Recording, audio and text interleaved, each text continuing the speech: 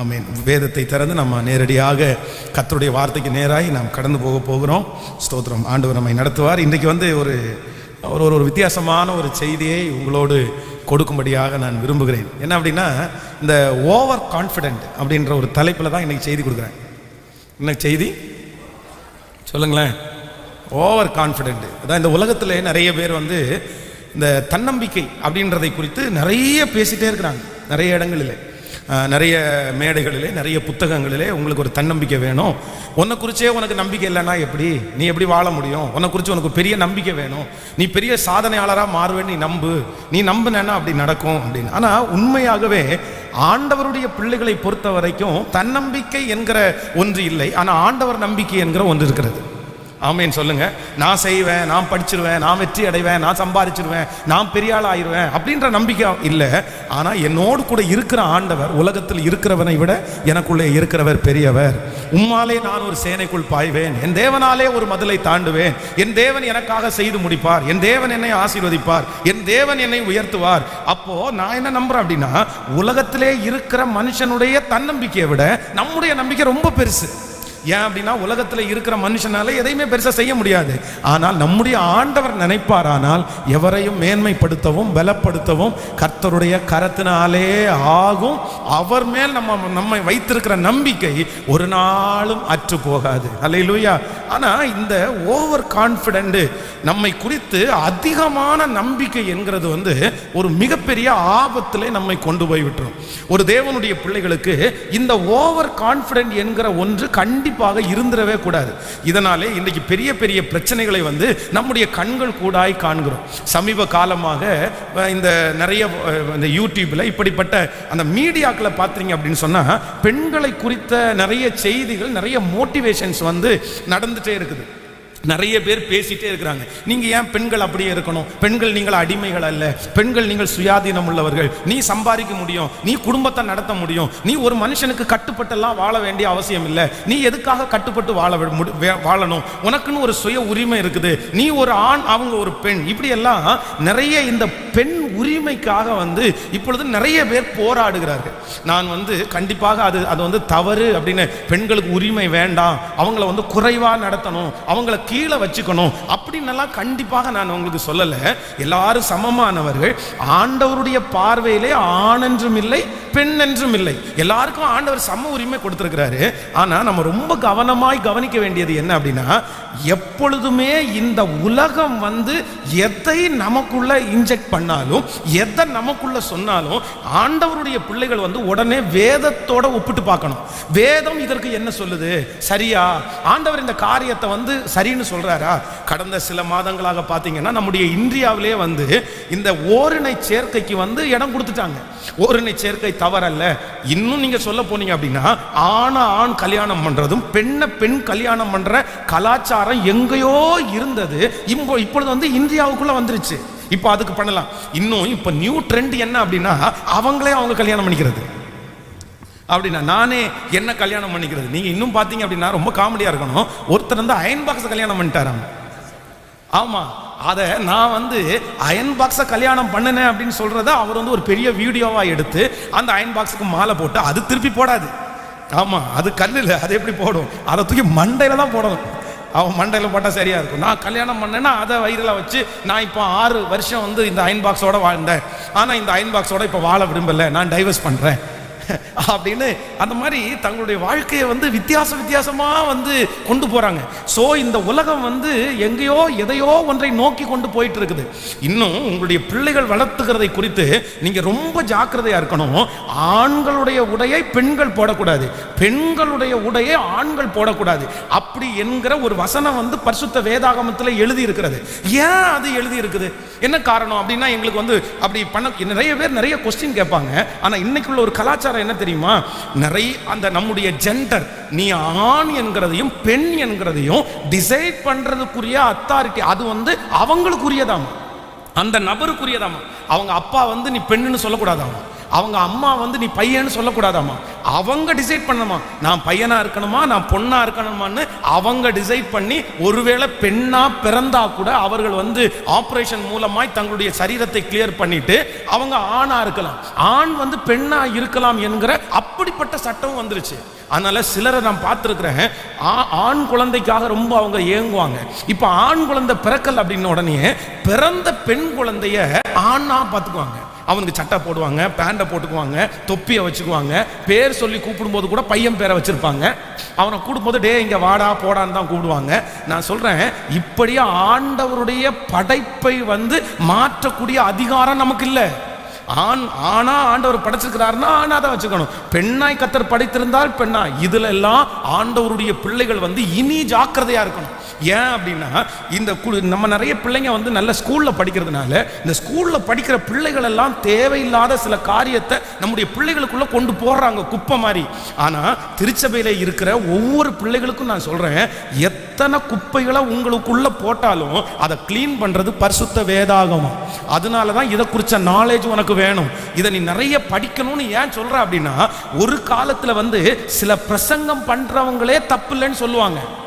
ஊழியக்காரர்கள் வந்து ஆணையும் கல்யாணம் பண்ணி கொடுக்கக்கூடிய சூழ்நிலைக்குள்ள தள்ளப்படுவார்கள்.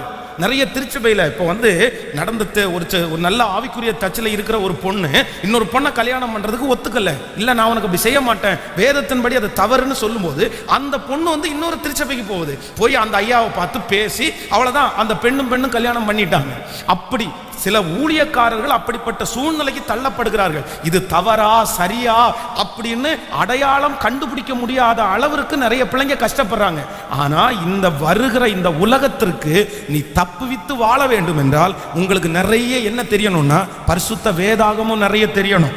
இந்த வேதாகமத்தை அதிகமாய் படிக்க நிறைய ஜெபம் பண்ணிட்டு படிக்கும் போது நான் நம்புறேன், நீங்கள் நடக்க வேண்டிய வழியை கர்த்தர் உங்களுக்கு அழகாய் இந்த வேதத்திலிருந்து கர்த்தர் காண்பிப்பார். உங்க கேள்விகள் எல்லாவற்றுக்கும் பரிசுத்த வேதாகமத்தில் கர்த்தர் ஆன்சரை கர்த்தர் வைத்திருக்கிறார்.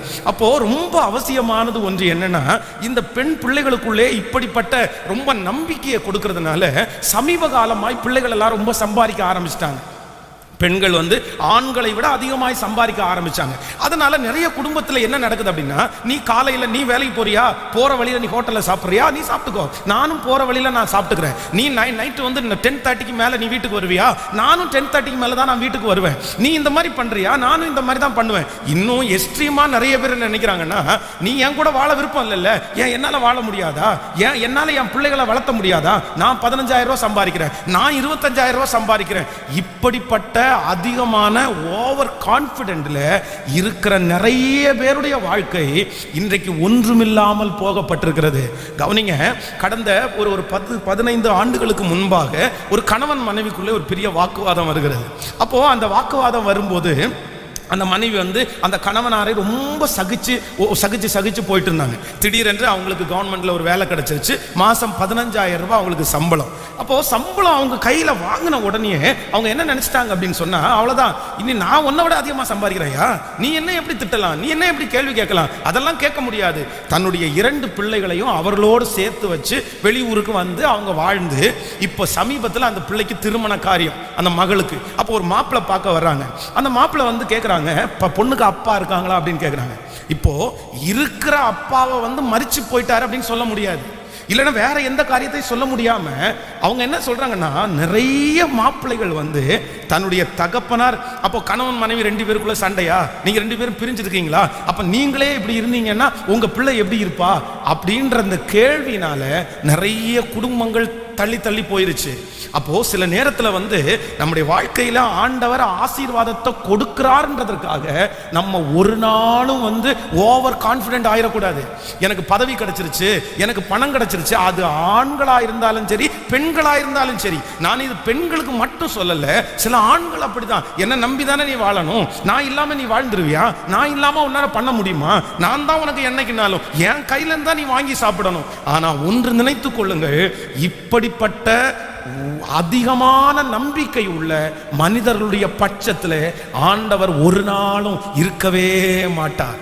கர்த்தருடைய பிள்ளைகளுக்கு நான் ஒன்றுமில்லை என்கிற எண்ணம் இருக்கணுமே தவிர ஒரு நாளும் நம்மை குறித்த ஓவர் கான்ஃபிடென்ட் நமக்கு என்ன பண்ணிடக்கூடாதுன்னா வந்துடவே கூடாது. ஆண்டவரே, என்னுடைய வாழ்க்கை உங்க கையில் இருக்குது, என்னுடைய எதிர்காலம் உங்க கையில் இருக்கிறது, நீங்க சொன்னாதான் நான் செய்ய முடியும் என்கிற அந்த தாழ்மையான இருதயம் யாரிடமெல்லாம் இருக்கிறதோ அவர்களை கர்த்தர் வெற்றியாய் நடத்துவார்.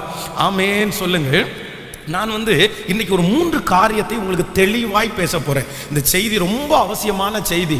நீங்க இந்த ஓவர் கான்ஃபிடென்டா இருக்கிறவங்க நீங்க அறிஞ்சிக்க வேண்டிய 3 சத்தியங்கள் இருக்கிறது. நீங்கள் வாசிக்கலாம். முதலாவதாக ஒரு வசனத்தை வாசிக்கலாமே, எடுத்துக்கொள்ளலாம். மத்தேயு எழுதின சுவிசேஷம் 26ஆம் அதிகாரத்தை எடுத்துக்கொள்ளலாம். மத்தேயு எழுதின சுவிசேஷம் 26ஆம் அதிகாரத்திலே 34வது வசனத்தை வாசிக்கலாமா? மத்தேயு எழுதின சுவிசேஷத்திலே ஸ்தோத்திரம் 26ஆம் அதிகாரத்திலே 34வது வசனத்தை வாசிக்கலாம். இயேசு அவனை நோக்கி, இந்த ராத்திரியிலே சேவல் கூவுகிறதற்கு முன்னே நீ என்னை 3 தரம் மறுதலிப்பாய் என்று மெய்யாகவே உனக்கு சொல்லுகிறேன் என்றார். அடுத்த வசனம், அதற்கு பேதுரு, நான் உம்மோடே மரிக்க வேண்டியதாய் இருந்தாலும் உம்மை மறுதலிக்க மாட்டேன் என்றான். சீடர்கள் எல்லாரும் அப்படியே சொன்னார்கள். நீங்கள் 75வது வசனத்தை கூட வாசிக்கலாம். 26ஆம் அதிகாரம் 75வது வசனத்தை வாசிக்கலாமா? அப்பொழுது பேதுரு, சேவல் கூவுறதற்கு முன்னே நீ என்னை 3 தரம் மறுதலிப்பாய் என்று இயேசு தன்னிடத்தில் சொன்ன வசனத்தை நினைத்து கொண்டு வெளியே போய் மனம் கசந்து அழுதான். கவனிங்க, இந்த இடத்துல ஆண்டவருடைய பிள்ளைகள் ரொம்ப அழகான ஒரு வசனத்தை வாசிக்கிறோம். அப்போஸ்தலனாகிய பேதுருக்கு என்ன அப்படின்னு சொன்னா, அவன் மேல அவனுக்கு ஒரு பெரிய நம்பிக்கை அதிகம். ஆண்டவர் இந்த இடத்துல சொல்றாரு, எப்பா நீ சேவல் கூவுகிறதற்கு முன்பாகவே 3 தரம் என்னை மறுதலிப்பாய். அப்போ அவனுக்குள்ள ஒரு பெரிய நம்பிக்கை இருக்கிறது. அதான் பைபிள் சொல்லுது, தன்னை நிற்கிறேன் என்று சொல்லுகிற எவனும் விழாதபடிக்கு எச்சரிக்கையாயிருக்க கடவன். அப்போ அவனுக்கு என்ன வருது அப்படின்னா, நான் உங்களை மறுதலிக்கிறதா? அப்படியெல்லாம் நடக்கவே நடக்காது. இந்த பாருங்க, நான் உம்மோடு சேர்ந்து மரிக்க வேண்டியதா இருந்தாலும் நான் மரிப்பேனே தவிர கண்டிப்பாக நான் உங்களை என்ன பண்ண மாட்டேன், மறுதலிக்க மாட்டேன். ஆனால் அதே பேதுரு அந்த அதிகாரத்தில் வேதத்தில் வாசிக்கிறோம், சேவல் கூவுகிறதற்கு முன்னே 3 தரம் ஆண்டவரை மறுதலித்து விடுவான். நீங்க ஒரு விஷயத்தை ரொம்ப கவனமா நீங்க கவனிக்கணும். நீங்கள் உங்களுடைய கான்ஃபிடென்ட், உங்களுடைய நம்பிக்கை உங்கள் எதிர்காலத்தை பாதிக்குமே. ஆனால் இன்றைக்கு உங்களுடைய நம்பிக்கையை நீங்கள் மாற்றிக்கொள்ளுங்கள்.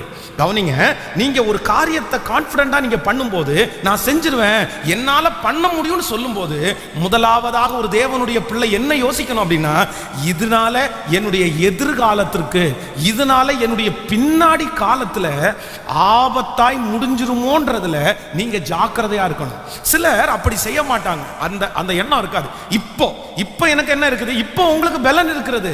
சிலருக்கு இப்போ பலன் இருக்கலாம். நீங்க 10 வருஷத்துக்கு முன்னாடி பலன் இருக்கும். உங்களுக்கு இப்ப கணவன் தேவைப்படாது, இப்பொழுது உங்களுக்கு மனைவி தேவைப்படாது, இப்பொழுது உங்களுக்கு சொந்தக்காரங்க தேவைப்படாது, பிள்ளைகள் தேவைப்படாது, அம்மா அப்பா தேவைப்படாது.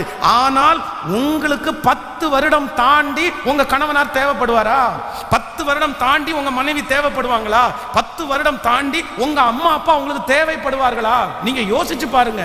சிலர் இன்னைக்கு தேவைப்படாததுனால இனி என்னைக்குமே தேவைப்படாது, நானே என் வாழ்க்கையை நடத்திடுவேன், நானே என் வாழ்க்கையை கொண்டு போயிடுவேன் பார்க்குறாங்க. இல்லை இல்லை, ரொம்ப கவனமா இருக்கணும். ஆண்டவரே, என்னுடைய கான்ஃபிடென்ட், என்னுடைய நம்பிக்கை எனக்கு எதிர்காலத்தில் என்னவா வந்துடக்கூடாது அப்படின்னா தீமையாய் வந்துடக்கூடாது. இன்னைக்கு சில வாலிப தம்பிங்க தங்கச்சிங்க இந்த லவ் இருக்குல்ல பாருங்களேன், இந்த காதல் செய்கிறாங்க பாருங்களேன். நீங்கள் அந்த காதல் அவங்க பண்ணும்போது அவங்களுக்கு அம்மா தேவையில்லை, அப்பா தேவையில்லை. அதான் 10 வருஷமா அவனை வளர்த்துற அம்மா அவனுக்கு பெரிய விஷயமா தெரியல, அப்பா பெரிய விஷயமா தெரியல. ஆனா இப்ப 4 வருஷத்துல 3 வருஷத்துல வந்த அந்த நபர் மேல அவ்வளோ பெரிய நம்பிக்கை. அந்த நம்பிக்கையை வச்சுட்டு அந்த மனுஷனுடைய கையை பிடிச்சிட்டு நீங்க போகணும்னு நினைக்கிற சில நபர்கள், நான் நம்புறேன் உங்க எதிர்கால வாழ்க்கையில இனி அம்மாவே வேண்டாமா, இனி அப்பாவே வேண்டாமா, நீங்க எல்லாத்தையுமே நீங்களாகவே செஞ்சிருப்பீங்களா? இல்லை, ரொம்ப கவனமாக இருக்கணும்.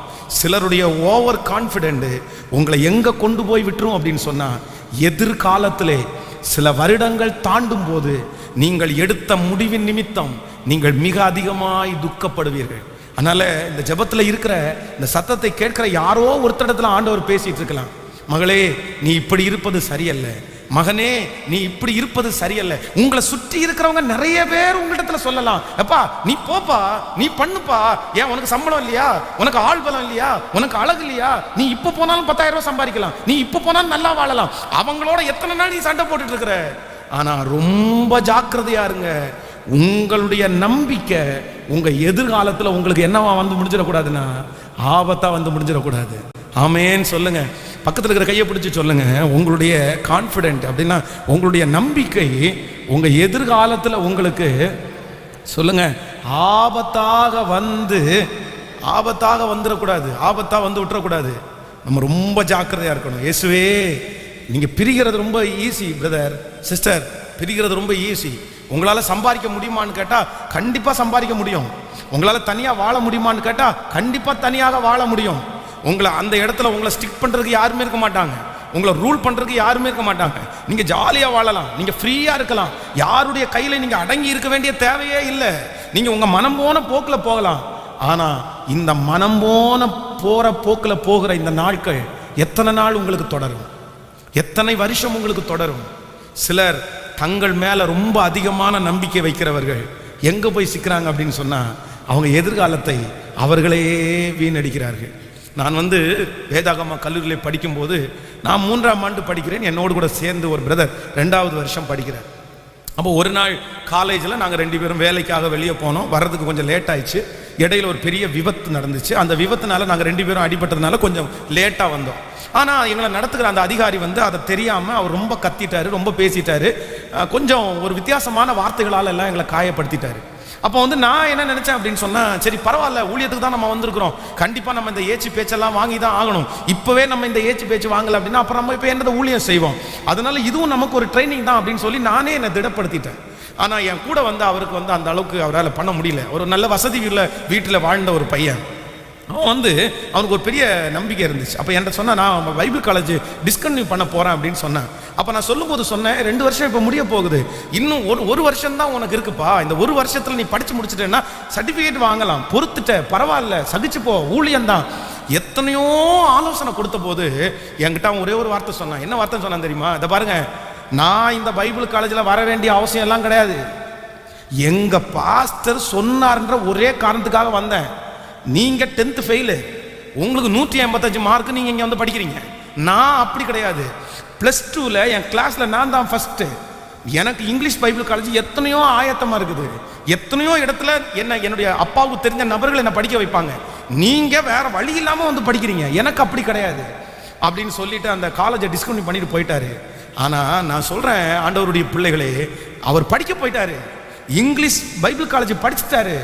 ஆனா இன்று வரைக்கும் அவர் ஊழியம் மட்டும் செய்யவே இல்லை, ஊழியம் மட்டும் பண்ணல. சில நேரத்தில் நான் படிச்சிருவேன், எனக்கு இதை விட பெரிய இடம் கிடைக்கும், எனக்கு இதை விட பெரிய ஆள் கிடைக்கும் அப்படின்னு சொல்ற சில உள்ளே இருக்கிற நம்பிக்கை நம்முடைய எதிர்காலத்தை ஒன்றும் இல்லாம போக பண்ணும்.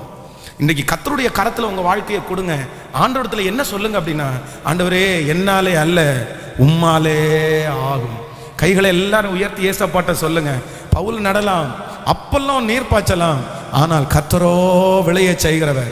சொல்லுங்க, நடுகிறவனாலும் அல்ல, நீர் பாய்ச்சுகிறவனாலும் அல்ல, விளைய செய்கிற தேவனாலே எல்லாம் ஆகும். கைகளை உயர்த்தி ஒவ்வொருத்தரும் சொல்லுங்க, ஆண்டவரே என்னாலே ஒன்றும் ஆகாதப்பா, என்னுடைய நம்பிக்கை ஆண்டவரே ஒன்றும் இல்லை அப்பா, நீங்க தான் என்னுடைய நம்பிக்கை. ஆண்டவரே என்னுடைய எதிர்காலத்தை வெற்றியாய் மாற்றுகிறவர் நீர்தான் ஆண்டவரே. சொல்லுங்க, அப்பா உம்முடைய கரத்திலே தான் எல்லாம் இருக்கிறது, உங்க கரத்துல தான் எல்லாம் இருக்குது. ஆமேன் சொல்லுங்க. கணவனாரை விட்டு பிள்ளைகளை பிரித்து கூட்டிட்டு இருக்கிற தாயும் தகப்பனும் இந்த வார்த்தையை நீங்க கவனிக்கணும். மனைவியை விட்டு கணவனாரை கூட்டிட்டு தன்னுடைய பிள்ளையை பார்த்து கொண்டிருக்கிற அம்மா அப்பா கண்டிப்பா கவனிக்கணும். என் பிள்ளைக்கு நான் சாப்பாடு போட்டுருவேன், என் பிள்ளைக்கு நான் சோறு போட்டுருவேன், என் பிள்ளைக்கு நான் சம்பாரிச்சு வச்சிருவேன். ஐயா, உங்களால எத்தனை நாளையா நாங்க சம்பாரிச்சு நீங்க சாப்பாடு உங்க பிள்ளைக்கு கொடுக்க முடியும்? உங்க பிள்ளைக்கு சாப்பாடு கொடுத்தலாம், உங்க பிள்ளைக்கு தங்குறதுக்கு வீடு கொடுத்துருக்கலாம், உங்க பிள்ளைக்கு கணவனாக ஒருத்தரை கொடுக்க முடியுமா உங்களால? அப்படி ஒருவேளை நீங்கள் அப்படி கொடுக்கணும்னு மனசுல நினைச்சாலும் அந்த பிள்ளை திருமணம் போகிறது இரண்டாவது நபர்னு அந்த யோசனை ஏன் வர மாட்டேங்குது? அதான் ஆச்சரியமா இருக்கும் பாருங்க. இந்த பேறு காலத்துல சில பிள்ளைகள் வந்து அந்த 9வது மாதம் 8வது மாதம் அம்மா வீட்டுக்கு போறாங்க பாருங்களேன். அம்மா வீட்டுக்கு போன உடனே என்ன நடக்குதுன்னு தெரியல. சிலருக்கு என்ன அசுத்தாவி பிடிச்சுக்குமான்னு தெரியல. நான் வரமாட்டேன் அப்படின்னு ஒரு பிரதர் வந்து என்ன ரொம்ப வருத்தமா சொன்னார். பாஸ்டர், குழந்தை பிறந்து 6 மாதம் ஆயிடுச்சு, 6 மாதமா அந்த குழந்தைய கூட என் கண்ணுல காமிக்கல பிரதர் அப்படின்றாரு. நான் உடனே வந்து அந்த சிஸ்டருக்கு ஃபோன் பண்றேன். என்ன சிஸ்டர், பிரதருக்கு 6 மாசமா குழந்தைய கூட காமிக்கலன்னு சொல்றாங்க, என்னன்னு கேட்டா, நான் சிங்கக்குட்டி இல்ல பெத்து வச்சிருக்கிறேன். நான் இதே வார்த்தை, நீங்க சிரிக்கிறதுக்காக சொல்லல, இதே வார்த்தையை அந்த சிஸ்டர் வந்து என்கிட்ட சொல்றாங்க. பாஸ்டர், நான் பெத்து வச்சிருக்கிறது சிங்கக்குட்டி, 10 வருஷம் 10 இயர்ஸ் இல்லைன்னா 15 வருஷம் நான் வெயிட் பண்றேன். 15 வருஷத்துல என் பிள்ளை எனக்கு சம்பாரிச்சு போடுவான். எனக்கு இவனுடைய இதெல்லாம் தேவையில்லை. இவன் சும்மா உட்கார்ந்து அப்படி பண்றான் இப்படி பண்றான், வர்றது போறதுக்கெல்லாம் திட்டிட்டே இருக்கிறான். 15 வருஷம் வரைக்கும் நான் என் பிள்ளைய வளர்த்தனா போதும், அதுக்கு பிறகு என் பிள்ளை என்ன பார்த்துக்கும். இல்ல, உங்க பிள்ளை உங்களை பார்த்துக்குன்ற நம்பிக்கை உங்களுக்கு இருக்குது. ஆனா உங்க பிள்ளை யாரையாவது நேச்சு அந்த பிள்ளை போச்சுன்னா 15 வருஷம் தாண்டி. அதனால ரொம்ப ஜாக்கிரதையா இருக்கணும். ஓவர் கான்ஃபிடென்ட் வந்து நம்முடைய எதிர்காலத்தை ஒரு நாளும் அழிச்சிடக்கூடாது. ஸோ நம்பர் 1, முதலாவது மறக்காதீங்க, உங்க நம்பிக்கை எதிர்காலத்தை உங்களை பாதிக்குமான்னு செக் பண்ணிக்கங்க. பக்கத்தில் இருக்கிற கையை பிடிச்சி இன்னொரு டைம் சொல்லுங்க, உங்க நம்பிக்கை உங்க எதிர்காலத்தை பாதிக்குமான்னு கொஞ்சம் செக் பண்ணிடுங்க. ஆமேன் சொல்லுங்க. ஹல்லேலூயா, ஆமேன் சொல்லுங்களேன். விசுவாசிக்கிறீங்களா இல்லையா? வந்து ஜூடா வந்து படிப்பில் இடையில வீக்காக இருக்கும்போது சொன்னேன், இப்படியே இருந்தான்னா உன்னை ஹாஸ்டலில் சேர்த்து விடுவேன் அப்படின்னு. உன்னை ஹாஸ்டலில் கொண்டு போய் விட்டுருவோம் பாரு அப்படின்னு. ஒரு நாள் படிச்சுட்டு இருக்கும்போது திட்டிகிட்டே இருக்கேன். இப்போ என்னை ஹாஸ்டலில் தானே கொண்டு விட போகிறீங்க, ஐ ஆம் ரெடி, என்னை ஹாஸ்டலில் கொண்டு போய் விட்டுருங்க. நான் இங்கே இருக்கிறத விட அங்கே ஜாலியாக இருப்பேன்.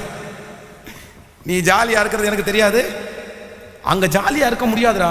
அங்கே காலையில் 4 மணிக்கு எந்திரிச்சு விட்டு பச்சை தண்ணியில், சுடு தண்ணியெல்லாம் கிடைக்காது, பச்சை தண்ணியில் குளிக்க பண்ணுவாங்க, அவ்வளோதான். களி தான் டெய்லி கிடைக்கும் அப்படின்னெல்லாம் ஒன்றா சொல்கிறேன். நான் சமாளிச்சுக்குவேன். என்னை கொண்டு போய் மட்டும் விடுங்க, நான் பாருங்கள் எப்படி சமாளிச்சுக்கிறேன்னு மட்டும் பாருங்கள். அதான் சிலருக்கு வந்து கோபத்தினுடைய மிகுதியினால யாராவது தங்களை வருத்தப்படுத்திட்டாங்கன்னா அவங்களுக்கு ஒரு பிசாசு கொடுக்குற ஒரு பலம் வரும் பாருங்களேன். அது கர்த்தர் கொடுக்கறது இல்ல. நம்ம என்ன நினைச்சோம் தெரியுமா? என்னை பலப்படுத்துகிற கிறிஸ்துவினாலே. ஆமா, சண்டை போட்டுட்டு உங்களுக்கு ஒரு கான்ஃபிடென்ட் வருது அப்படின்னா, நான் சொல்றேன் அது ஆவியானவரால வர்ற கான்ஃபிடென்ட் கிடையாது, அது முழுக்க பிசாசுனால வர்றதா. அதுக்கு கீழ்ப்படிஞ்சீங்கன்னா அந்த பிசாசு உங்களை கொண்டு குழியில தான் தள்ளும். அந்த வெறி வரும் பாருங்க, அந்த எரிச்சல் வரும் பாருங்க. ஆனா இன்றைக்கு கூட எத்தனையோ பேர் வந்து அந்த கான்ஃபிடென்ட் கேட்டு பாருங்க, உங்க அப்பாட்ட கேட்டு பாருங்க. அவங்களுடைய நம்பிக்கை சில நேரத்தில் இந்த ஜெபத்தில் யார் கணவன் மனைவியை பிரிஞ்சிருக்கிறீங்களோ எனக்கு தெரியல, ஆனா நான் சொல்றேன், உங்களுக்கு விபச்சார முகாந்தரம். உங்க கணவனார் வந்து இன்னொரு பொண்ணை இது பண்ணிட்டாரு, உங்க மனைவி வந்து இன்னொரு பையன் இது பண்ணிட்டாங்க, அதுவும் வந்து இருதய கடினத்தை நிமித்தம், அதுவும் மன்னிக்க கூடுமானால் மன்னிங்கன்னு தான் ஆண்டவர் சொல்றாரு, மன்னிங்கன்னு தான் சொல்றாரு. ஆனால் விபச்சார முகாந்தரத்தினாலே ஒளிய வேறு ஒன்றினாலும் தள்ளி விடுகிறத கர்த்தர் விரும்பல. என் கணவனார் கொடுமைக்காரர், என் மனைவி கொடுமைக்காரி, எப்படி பாஸ்டர் பண்றது? நான் நம்புறேன் நமக்கு ஒன்னே ஒண்ணுதான் இருக்கு, இந்த முழங்கால் இருக்குது. இந்த முழங்கால் அவர்களை ரட்சித்து கொண்டு வரும். இதுதான் கர்த்தர் நமக்கு கற்றுக் கொடுத்த பாடம், நம்முடைய முன்னோர்கள் கற்றுக் கொடுத்த பாடம். அவர்களுடைய முழங்கால் அப்படி கொண்டு வந்து வைத்திருக்கிறது. அவர்களுடைய முழங்காலினாலே எத்தனையோ மிகப்பெரிய அப்படியே பலசாலிகள், அவங்க யாருக்குமே அடங்காதவங்க எல்லாம் சிலருடைய முழங்காலில் அடங்கி கர்த்தர் சமூகத்தில் அப்படியே வந்து விழுந்திருக்கிறாங்க. அதனால என்னுடைய நம்பிக்கை வந்து என் எதிர்காலத்தை ஒரு நாள் என்ன பண்ணிடக்கூடாதுன்னா பாதிக்கவே கூடாது. அதான் நீங்கள் வந்து ஈசாக்கு தன்னுடைய மூத்த மகனை கூட்டு, நான் உன்னை ஆசீர்வதிக்கிறேன், நீ எனக்கு சமைச்சு கொண்டு வான்னு சொல்றாங்க. அப்பொழுது ரெபேக்காள் கேட்டுட்டே இருக்கிறாங்க. கேட்டுட்டு இருக்கிற அந்த அம்மா அவரை உடனே போய் பிடிச்சி கேட்கலாம், என்ன பண்ணிட்டு இருக்கிறீங்க நீ ஒரு பிள்ளைய பத்தீங்கன்னா 2 பிள்ளை பத்தீங்களா? நமக்கு இருக்கிற 2 பிள்ளை இல்ல, ஒரே பிள்ளைய ஆசீர்வதிக்கணும்னு உங்களுக்கு எப்படி மனசு வருது? சொல்லலாமா? அப்படி சொல்லக்கூடாது. நீங்க 2 பேரையும் ஆசீர்வதிங்க, நான் சமைச்சு தர்றேன், 2 பேரையும் நீங்க பிளஸ் பண்ணுங்கன்னு சொல்லணும். ஆனா அவங்க ஒன்றும் சொல்லலை. அதற்கு மாறாக யாக்கோபை கூப்பிட்டு சொல்றாங்க, என் மகனே இங்க வா, நான் உனக்கு சமைச்சு கொடுக்குறேன், உன் அண்ணன் வரதுக்குள்ள நீ போய் ஆசீர்வாதத்தை வாங்கு. உடனே அந்த சகோதரன் சொல்றான், அம்மா நீங்க சொல்றது ரொம்ப கஷ்டமான விஷயம். எங்க அப்பாவுக்கு கண்ணு தான் தெரியாது, ஆனா காது நல்லா கேட்கும். எங்க அப்பாவுக்கு கண்ணு தான் தெரியாது, ஆனா கை கால் எல்லாம் நல்லா இருக்குது. அவர் என்னை தடவி பார்ப்பார், அவர் என்னுடைய சத்தத்தை போட்டு கேட்பார். என் சத்தத்தை பார்த்து என்னை தடவி பார்த்து எனக்கு ரோமம் அதிகமா இல்லைன்னு கண்டுபிடிச்சா அவர் ஆசீர்வாதத்திற்கு பதிலாக என்னை சபிச்சிருவாரு, நான் என்ன பண்றது அப்படின்னு கேட்கும்போது அந்த அம்மாவுக்கு ஒரு கான்பிடென்ட் இருக்கு பாருங்களேன். பரவாயில்லப்பா, உன் மேல விழுற சாபம் என் மேல விழட்டும். அந்த என் பையனை ஆசீர்வதிக்காம நீ மூத்த பையனை ஆசீர்வச்சிருவியா? நீ எங்கிட்ட கேட்காம நீ அந்த என்ன நினைச்சாங்களோ தெரியல, அந்த இடத்துல வந்து அவங்களுக்கு ஒரு பெரிய தைரியம் வந்துருது. அந்த பாவத்தை செய்யறதுக்கு, அந்த பொய்யை சொல்றதுக்கு, அந்த ஆசீர்வாதத்தை சுதந்திரிக்கிறதுக்கு துணிகரம் வருது பாருங்களேன். அந்த துணிகரத்தோட சேர்ந்து சரின்ட்டாங்க. இப்போ அதே போல போனா ஆசீர்வாதத்தை வாங்கிட்டான். ஆனா ஒரே வீட்டுக்குள்ள 2 பிள்ளைகளையும் வைக்கவே முடியல. தாம் பிள்ளைய தனக்கு முன்னாடி நல்லா வச்சு பார்க்கணும்னு நினைச்ச பிள்ளைய இந்த அம்மாவையே உணவு கொடுத்து, நீ போயிருப்பா, இங்க இருந்த உன் சகோதரன் உன்னை கொன்றுவாப்பா, நீ எங்கேயாவது போய் பொழைச்சுக்கோன்னு அனுப்பிவிட்ட அந்த பையன் இவருடைய நல்லது கெட்டது, அவனுடைய உயர்வை பார்க்கல, அவனுடைய கல்யாணத்தை பார்க்கல, அவனுடைய பேர பிள்ளைங்களை கையில தூக்கல, எந்த ஆசீர்வாதமுமே இல்லாம ரெபேக்காள் உலகத்தை விட்டே கடந்து போயிட்டாங்க. காரணம் என்ன அப்படின்னா, அந்த நேரத்தில் அவங்களுக்கு வந்து அந்த ஓவர் கான்ஃபிடென்ட், ரொம்ப ஜாக்கிரதை, ரொம்ப அதுவும் வாலிப பிள்ளைங்க, வாலிப தம்பிங்க ரொம்ப ஜாக்கிரதையா இருங்க. உனக்குள்ளே இருக்கிற அந்த அதிகமான நம்பிக்கை உன்னை அழிச்சிடவே கூடாது. ஆண்டவருடைய பிள்ளைய ரொம்ப சிலருக்கெல்லாம் அப்படி துணிகரம் ரொம்ப அதிகமாக இருக்குது, அப்படியே இறங்கி போய் நிற்கிறது. 11 மணிக்கு ஒரு 10:30 மணி, அந்த 10:30 மணிக்கு ஒரு செல்போனில் வந்து காடான ஒரு இடத்துல ஒரு தனியாக ஒரு பாப்பா வந்து பேசிட்டு வருது. நாங்கள் வந்து ஃபேமிலியாக அந்த காரில் போகிறோம். ரொம்ப நான் வந்து ஃபேமிலியாக போகும்போதே அந்த சந்துக்குள்ளே நான் போக மாட்டேன் எப்போவுமே. ஏன்னா வேண்டாம், எதுக்கு யாராவது திருடங்க நிற்பாங்க, இல்லைன்னா யாராவது நிற்பாங்க, வேண்டாம். ரொம்ப காடாக இருக்கும் அந்த இடம். கிட்டத்தட்ட வந்து ஒரு 1/2 கிலோமீட்டருக்கு அந்த இடம் காடாக இருக்கும். அந்த இடத்த நான் கிராஸ் பண்ண மாட்டேன். அப்படி போனால் கூட சுற்றி தான் போவேன் நான் ஃபேமிலியோட போகும்போது கூட. ஆனால் ஒரு நாள் 10:30 மணிக்கு நான் நாங்கள் ஃபேமிலியாக போயிட்டு இருக்கிறோம். ஒரு வாலிப பிள்ளை வந்து தன்னுடைய செல்ஃபோனில் அவ்வளோ கான்ஃபிடென்ட்டாக சிரிச்சு 10:30 மணிக்கு அந்த இடத்துல பேசிட்டு வந்திருக்கிறாங்க. நான் கவனிக்கிறேன், நான் நம்புறேன், விசுவாசம் ஓகே தான், உங்களுடைய தைரியம் ஓகே தான், நான் மெச்சிக்கிறேன், நீங்க தைரியமா இருக்கணும். ஆனா ஏதோ ஒரு அசம்பாவிதம், ஏதோ ஒண்ணு நடந்ததுக்கு பிறகு என்னப்பா பண்ண முடியும்? நடந்ததுக்கு பிறகு அவனை பிடிச்சி போலீஸ்ல கொடுத்தலாம், இல்லைன்னா அந்த காரியத்துக்கு தண்டனை வாங்கி கொடுத்துக்கலாம், என்னமோ ஒன்று பண்ணிக்கலாம். உங்க வாழ்க்கை இதே தவறுதான் யார் பண்றான்னா யாக்கோபுடைய பிள்ளை பண்றாங்க. தன்னுடைய தேசத்தை சுற்றி பார்க்கறதுக்காக தீனாள் வந்து தன்னுடைய சகோதரிகள் கூட ஃப்ரெண்ட்ஸோட கூட போயிட்டா. போன உடனே அவளுக்குள்ள ஒரு பெரிய கான்ஃபிடென்ட் வருது, தான் அழகா இருக்கிறேன், நான் ரொம்ப மதிப்பா இருக்கிறேன், என்னை சுத்தி இத்தனை பிள்ளைங்க இருக்கிறாங்க, எனக்கு என்ன வந்துடும், என்னை சுத்தி இத்தனை அண்ணன் தம்பி இருக்கிறாங்க, அவங்கள மிஞ்சி ஒருத்தன் என்ன வந்து தொட போறானா. ஆனா இப்போ கொண்டு போய் அந்த சீகேமினுடைய ராஜா கொண்டு போய் அந்த பிள்ளையை நாசம் பண்ணிட்டான். இவங்க போய் அதற்கு பதிலாக அங்க இருக்கிற அத்தனை ஆண்களையும் கொண்டு போட்டாங்க. ஆனா அந்த பிள்ளையினுடைய வாழ்க்கை, 10 கூட பிறந்த சகோதரர் மத்தியில ஒரே ஒரு பிள்ளை, அந்த ஒரு பிள்ளையினுடைய வாழ்க்கை என்னமா போச்சு பாருங்க. சில நேரத்தில் வந்து அதான் பெண் பிள்ளைகள் வந்து ரொம்ப கவனமா இருக்கணும். எப்பவுமே உங்களுக்கு என்ன இருக்கணும்னா தாழ்மை இருக்கணும், அகம்பாவம் இருக்கக்கூடாது, அந்த ஆணவம் இருக்கக்கூடாது, வந்து அப்படியே அந்த தென்னாவட்டெல்லாம் இருக்கக்கூடாது. அடங்கி கத்தர் சமூகத்தில் அப்படியே வாய்க்கு வந்தா என்ன வேணாலும் பேசிடுவேன். நீ என்ன வேணாலும் யாரையும், அம்மாவை எடுத்தறிஞ்சு பேசுவேன், அப்பாவை எடுத்தறிஞ்சு பேசுவேன், என்ன இஷ்டம் வேணாலும் பேசுவேன். நீ தான் கணக்கு கொடுக்கணும்ப்பா, நீ தான் கணக்கு கொடுக்கணும். நீ கேட்டா என்ன சொல்லுவேன்? உங்க அம்மா ஒன்றும் படிக்கல, நான் படிச்சிருக்கேன்னு சொல்லுவேல்ல. உங்க அம்மா படிக்கல, ஆனா அவங்க உனக்கு அம்மா. உங்க அப்பா படிக்கல, ஆனா உங்க அப்பா. அவங்க வயிற்றுலேருந்து தான் நீ பிறந்த. அவங்க வயிற்றுலேருந்து கத்தர் உன்னை பிறக்க வச்சார்னா உன்னை வளர்த்தக்கூடிய ஞானம் கண்டிப்பாக உங்கள் அம்மாவுக்கு அப்பாவுக்கு கத்தர் தருவார்.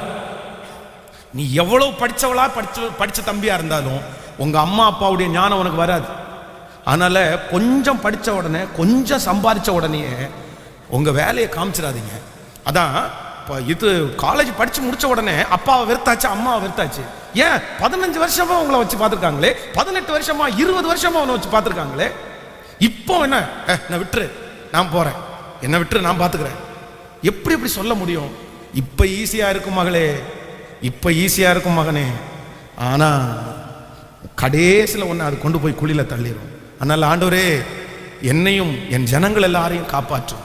என்னுடைய நம்பிக்கை எதிர்காலத்தில் எனக்கு என்னவா வந்து முடிஞ்சிடக்கூடாதுன்னா ஆபத்தாக வந்து முடிஞ்சிடக்கூடாது. என்னுடைய கான்ஃபிடென்ட் வந்து என்ன எதிர்காலத்தில் ஆபத்தா. ஜெபம் பண்ணுறீங்களா? நீங்கள் கேட்குறீங்களா ஆண்டவரிடத்துல? உங்கள் பிள்ளைங்க பக்கத்தில் இருந்தால் உங்கள் தலை மேலே கை வச்சு ஜெபம் பண்ணுங்க. ஆண்டவரே, இவனுக்கு பலம் வேணும், இவனுக்கு தைரியம் வேணும், ஆனால் இவனுக்கு ஓவர் கான்ஃபிடென்ட் வரக்கூடாதுன்னு ஜெபம் பண்ணுங்க. புரியுதில்ல நான் சொல்கிறது உங்களுக்கு? நம்ம எல்லாருமே நம்ம பிள்ளைங்க எப்படி இருக்கணும்னு நினைப்போம். கேட்கல? பேரண்ட்ஸ் எப்படி நினைப்பீங்க? என் பிள்ளை சிங்கக்குட்டி மாதிரி நிற்கணும்னு நினைப்பீங்க. 10 ஆம்பளைங்களை என் பொண்ணு அடிக்கணும்னு நினைப்பீங்க.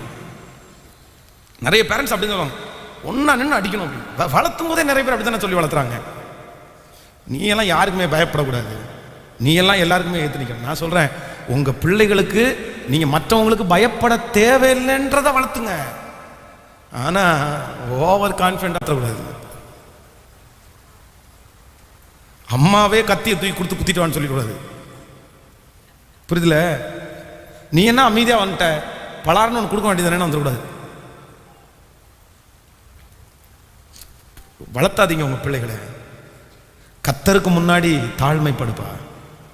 நீ நட்டாலும் அப்பெல்லாம் நீர் பாய்ச்சினாலும் விளைய செய்கிறவன், நடுகிறவனாலும் அல்ல விளைய செய்கிற. சர்டிஃபிகேட் வச்சு ஒன்றும் பண்ண முடியாதுப்பா, டிகிரியை வச்சு ஒன்றும் பண்ண முடியாதுப்பா. நான் சொல்கிறேன், டிகிரி தேவைதான், சர்டிஃபிகேட் தேவைதான். ஆனால் எனக்கு டிகிரி வந்துருச்சு, எனக்கு சர்டிஃபிகேட் வந்துருச்சு, அவ்வளோதான். என்னை இனி யாரும் ஒன்றும் பண்ண முடியாது. நிறைய பேர் வார்த்தை அப்படி தான், என்னை இனி யாரும் ஒன்றும் பண்ண முடியாது. நாங்கள் யாரும் பண்ண முடியாது. ஆனால் ஆண்டவருடைய கரத்துக்கு நம்ம தப்பு வைக்கவே முடியாது. ஹல்லேலூயா. கைகளை அசைத்து ஒரு ஹல்லேலூயா சொல்லுங்க. ஒரு நிமிஷம் கண்களை மூடி ஏசப்பாட்ட சொல்லுங்க, ஆண்டவரே தேங்க்யூ ஜீசஸ். ஆராய்ந்து பாருங்க உங்க கான்ஃபிடென்ட் எந்த லெவலில் இருக்குன்னு நீங்க ஆராய்ந்து பாருங்க. ஆனா எனக்கு தெரியும், யாரோ ஒருத்தருக்கு இந்த சத்தத்தை கர்த்தர் பேசிட்டு இருக்கிறாரு. சிஸ்டர், இன்னைக்கு உங்களுக்கு கோவம் வருது. பிரதர், இன்னைக்கு உங்களுக்கு கோவம் வருது. இன்னைக்கு என் மனைவி இல்லாம நான் வாழ்ந்துருவேன், இன்னைக்கு என் கணவன் இல்லாம நான் வாழ்ந்துருவேன், இன்னைக்கு அம்மா அப்பா இல்லாம வாழ்ந்துருவேன் உங்க மனசு சொல்லிட்டே இருக்குது. ஆனா யோசிச்சு பாருங்க எதிர்காலத்தை. ஹல்லேலூயா சொல்லுங்க அப்பா பக்கத்தில், ஆண்டவரே இல்லை இல்லை, என்னை தாழ்த்துறேன், என்னை வெறுமையாக்குறேன். ஹல்லேலூயா. எல்லாமே முடிந்ததென்று என்னை பார்த்து இகழ்ந்தனர், இனி ஒன்றும் எழும்புவதில்லை என்று சொல்லி நகைத்தனர். ஆனாலும் நீங்க என்னை கண்ட விதம் பெரியது, என் உயர்வின் மேன்மை எல்லாம் ஒருவர் கூறியதே. ஆனாலும் ஹல்லேலூயா என் உயர்வின் மேன்மை எல்லாம் ஒருவர் கூறியதே.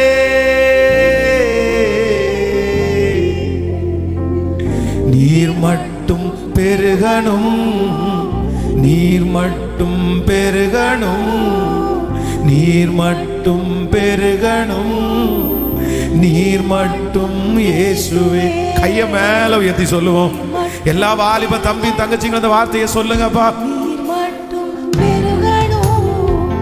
நீர் மட்டும் பெருகணும், நீர் மட்டும் இயேசு.